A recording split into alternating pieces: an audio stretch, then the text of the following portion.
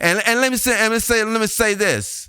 Please do. Anthony Fantano, it's fine. You don't have to like what I do.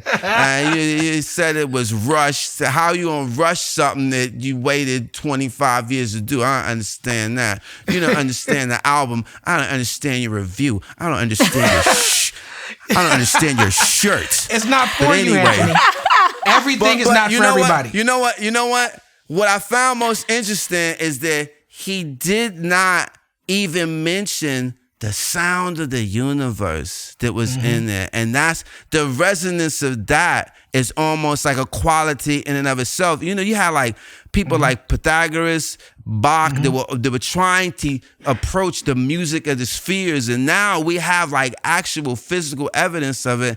And he didn't mention it at all. And it's no disrespect to anybody. Like I don't try to curry favor with, you know, you like it, you love it. It's totally, you hate it. That's all legal. But when people don't like it based on some expectations that they have or some sort of cultural biases, I reject that. And to be honest, I kind of bristle at it, not because it's like I need to be validated or approved by these people, but because the idea of identity as it relates to our communities specifically is such a sensitive issue. So much of how we are scrutinized or dealt with in society is based on other people's expectations of how we are supposed to behave.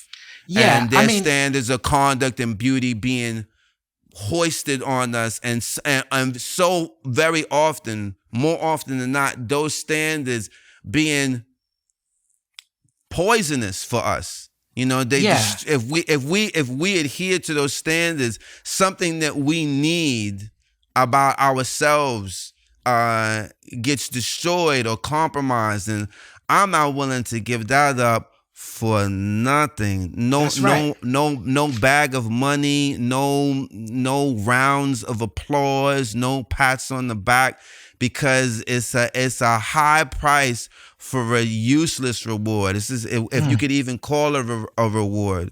What they give you in exchange is far less valuable than what you've given them. So keep what you give what you can, but keep what you need. And you need you. I need me. You need you. We need ourselves. We need each other. So I'm not just willing to just, toss that into the gladiator arena for the roar of the crowd.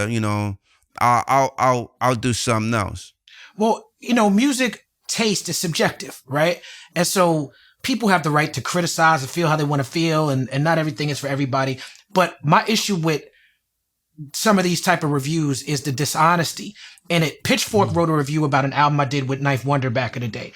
The review came out the day after the album came out. So it's like this piece of work that we spent the time, you listened to it all night, and now you have a review of it. And in the review, they had certain facts wrong, right? So they didn't have the right names of the producers. And it's clearly because you're rushing to get it out for the clicks and the views. We come from the era where we would have to give the source or the vibe or whatever, the album 6 months ahead of time so that it could be reviewed for Christmas time. You know what I'm saying? Right, and so now you have these people sitting around on the internet wanting to review music. If you are putting out a review for an album that came out yesterday, I can't trust you.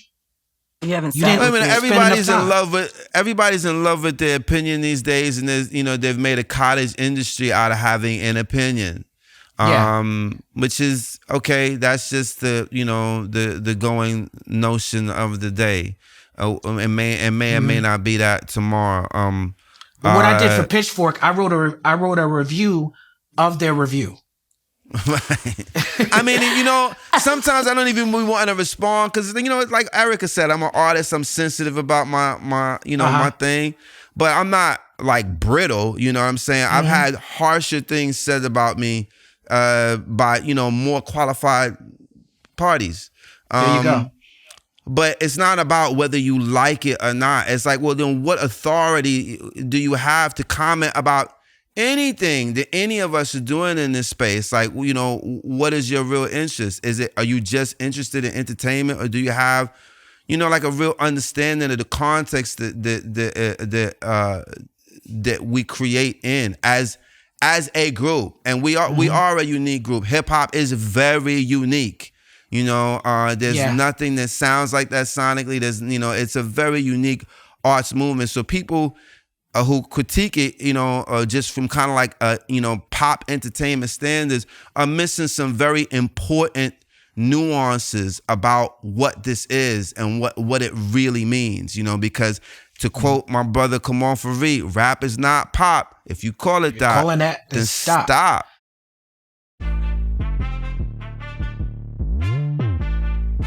What we done started. Look at what we done started. This the people party. When opportunity knocking, then young nigga move that door. Whoa, get your foot stuck in it, call me young, go get it. Now you can't fuck with it, might as well roll with it.